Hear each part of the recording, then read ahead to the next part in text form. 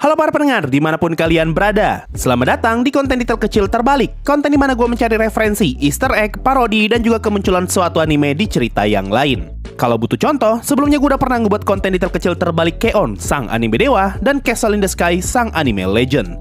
Nah, di konten kali ini, gue kepengen ngebuat konten detail kecil terbalik untuk anime Gintama yang akan gue sebut sebagai sang raja parodi.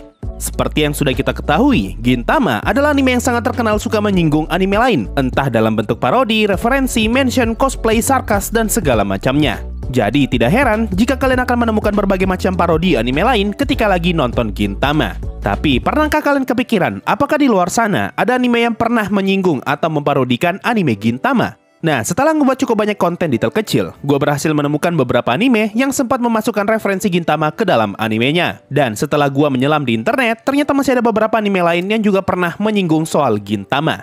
Kalau kalian penasaran anime apa saja yang ada unsur Gintamanya, tonton video ini sampai habis. So, langsung aja, mari kita mulai.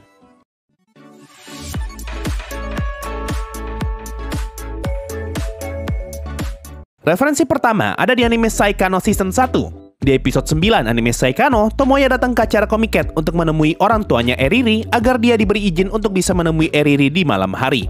Lalu Tomoya bertemu dengan Iori dan meminta tolong agar Iori mau membantu dia mencari cosplayer dengan baju pangeran. Baju itu ingin Tomoya pinjam dan bakalan dia pakai untuk menjemput Eriri di malam hari. Nah, di tengah proses pencarian cosplayer, di sini terlihat kalau Iori dan Tomoya sedang mencari di tengah kerumunan cosplayer. Dan dari semua cosplayer itu, ada satu cosplayer yang menggunakan pakaian hitam putih dengan rambut putih. Yang mana orang itu sudah pasti lagi cosplay jadi karakter Gintoki dari anime Gintama. Referensi kedua ada di anime Jashin-chan Dropkick Season 3. Kalau kalian nonton episode ke-9, di episode ini, Jashin-chan masih sibuk lari dari kejaran rentenir setelah dirinya terlilit hutang yang sangat besar. Nah, di tengah pelariannya, Jashin-chan sempat berhenti di tengah jembatan dan dia lagi ngeliatin sungai yang mengalir. Lalu di tengah sungai itu tiba-tiba muncul tulisan, ini adalah Sungai Sorachi. Melihat tulisan itu, Jashin-chan pun mulai mengasihani Sorachi dan tiba-tiba muncul scene ini. Nah, scene yang kalian lihat tadi adalah parodi dari logo anime Gintama yang diambil dari opening pertama anime Gintama. Dan nama Sorachi merefer ke mangaka Gintama yaitu Hideaki Sorachi. Referensi ketiga ada di anime Assassination Classroom Season 1. Di episode ke-6, sebagai persiapan untuk menghadapi ujian tengah semester, Koro Sensei berinisiatif untuk mengajari para muridnya dengan cara bergerak super cepat sehingga dia bisa mengajari semua muridnya sekaligus. Karena hal ini, tubuh Koro Sensei pun tampak berlipat ganda dan dia bisa muncul di hadapan semua muridnya secara bersamaan. Setelah dari sini, Koro Sensei sempat bertemu dengan kepala sekolah dan pertemuan ini ngebuat Koro Sensei semakin bersemangat untuk mengajari murid-muridnya. Lalu keesokan harinya, Koro Sensei pun kembali mengajar dengan metode yang sama. Tapi kali ini, Koro Sensei terlihat sedang cosplay jadi berbagai macam karakter anime. Nah, salah satu cosplay Koro Sensei pada saat itu adalah cosplay dengan menggunakan baju berwarna ungu, serta rambut yang berwarna keunguan dan mata yang tertutup. Yang mana ini adalah karakter Shinsuke Takasugi dari anime Gintama. Lanjut referensi keempat, ada di anime Saiki Kusuo Season 2. Kalau yang satu ini sih bukan referensi, melainkan kolaborasi alias crossover. Kalau kalian nonton episode 1 Season 2-nya, di bagian paling awal, kita diperlihatkan Saiki yang lagi menjelaskan tentang kegunaan benda yang selama ini nempel di kepalanya. Lalu ketika lagi ngejelasin, tiba-tiba muncul kotak kecil di dalam layar, dan kita diperlihatkan perempuan berbaju Cina yang lagi megang benda miliknya Saiki. Nah, ternyata perempuan itu adalah Kagura. Lalu setelah itu, Gintoki dan Shinpachi juga ikutan muncul di dalam kotak tersebut. Saiki kemudian ngomong kalau hal ini dibiarkan, orang-orang akan beranggapan kalau dirinya merupakan bagian dari Yorozuya. Lalu Saiki juga ngomong kalau mereka mempunyai direktor live action yang sama. Nah, direktor yang Saiki maksud di sini adalah Yuichi Fukada, yaitu orang yang menjadi sutradara dari film live action Gintama dan Saiki Kusuo yang rilis pada tahun 2017. Di sini Saiki pun sadar kalau ada berbagai macam benda aneh yang muncul di dalam kamarnya, yaitu slogan dengan tulisan kadar gula, gulungan dengan tulisan susu stroberi, dan muncul sebuah benda berkepala botak dengan tubuh berwarna orange. Nah, slogan kadar gula merupakan slogan yang terpajang di dalam ruang kerjanya Gintoki. Lalu tulisan susu stroberi merefer ke minuman favoritnya Gintoki. Dan benda berkepala botak ini adalah salah satu maskot dari anime Gintama, yaitu Just Away, atau sering disebut sebagai Neo Armstrong Cyclone Jet Armstrong Cannon. Setelah dari sini, Saiki pun sadar kalau Gintama menggunakan episode 1 anime ini sebagai tempat untuk promosi anime Gintama yang juga lagi tayang di televisi.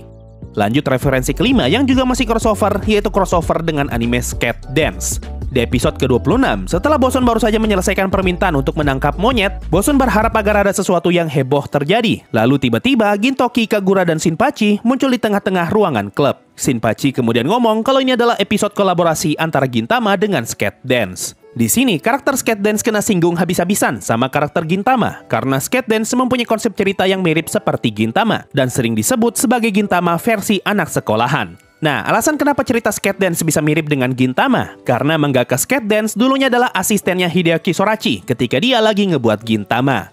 Ya intinya tidak seperti di Seiki Kusuo yang hanya sebentar. Kolaborasi Gintama dengan Skate Dance memakan durasi 1 episode penuh dari awal sampai habis. Lanjut, referensi ke-6 ada di anime Me and Roboko. Gimana jelasinnya ya? Intinya ini adalah anime komedi pendek tentang seorang anak kecil yang pengen beli robot pelayan. Nah, di bagian awal episode 1, kita diperlihatkan anak kecil itu yang sedang mencoba meyakinkan ibunya untuk mau membeli robot pelayan. Lalu dia memberikan brosur tentang manfaat robot pelayan kepada ibunya. Melihat brosur itu, ibunya pun ngomong kalau pekerjaan rumahnya bakalan sangat terbantu dengan adanya robot tersebut. Dan hal ini dapat menambah jadwalnya di Yorozuya. Lalu kita diperlihatkan ibunya bocah itu yang lagi naik anjing putih raksasa sambil menggunakan baju Cina. Nah, di sini ibunya bocah itu lagi cosplay jadi karakter Kagura dari anime Gintama. Dan anjing putih raksasa yang dia naiki adalah Sadaharu, yaitu anjing peliharaannya Kagura. Lanjut, referensi ke-7 ada di anime Sayonara Zetsubo Sensei Season 1. Buat yang gak tahu anime ini, intinya ini adalah anime komedi random yang bercerita tentang seorang guru yang selalu merasa putus asa dan kepengen mati. Nah, di episode 2, kita diperlihatkan sensei yang lagi menulis di papan, dan lama-kelamaan dia mulai tidak nyaman dengan tatapan salah satu muridnya. Karena hal ini, sensei pun beralasan kalau selama ini dia mengidap sakit keras dan ingin pulang lebih awal. Nah, ketika sensei ingin pulang, di papan tulisnya terdapat tulisan, bukan Karesol, yang benar adalah Katsura. Tulisan ini merefer ke kalimat ikonik salah satu karakter di anime Gintama, yaitu Katsura, yang sering banget ngomong Zura Janai Katsuraga, yang berarti bukan Zura, yang benar adalah Katsura. Lanjut, referensi ke-8 ada di anime Osomatsu-san, tepatnya di Osomatsu-san yang terbaru. Buat yang gak tahu, ini adalah anime komedi jadul yang dulunya pernah rilis di tahun 1988 dan akhirnya mendapatkan kelanjutan di tahun 2015 kemarin. Anime ini pun masih terus berlanjut sampai season 3 yang terakhir kali rilis di tahun 2021 kemarin. Secara cerita, simpelnya, ini adalah anime komedi yang berpusat di tingkah laku 6 orang anak kembar. Nah, referensi Gintama bisa kita temukan di Osomatsu-san season 1 episode 23. Episode ini bercerita tentang Yoshimatsu yang lagi kedinginan dan dia meminta saudaranya untuk pergi membeli bensin agar bisa menyalakan alat pemanas. Tapi ketiga saudaranya yang pergi malah singgah di bar dan mereka ketiduran akibat mabuk. Karena kelamaan, akhirnya 3 orang kembar yang ditinggal mencari 3 orang kembar tadi. Lalu di tengah jalan, mereka bertiga malah ikut tertelan dan masuk ke dalam tubuh salah satu karakter bernama Dayon.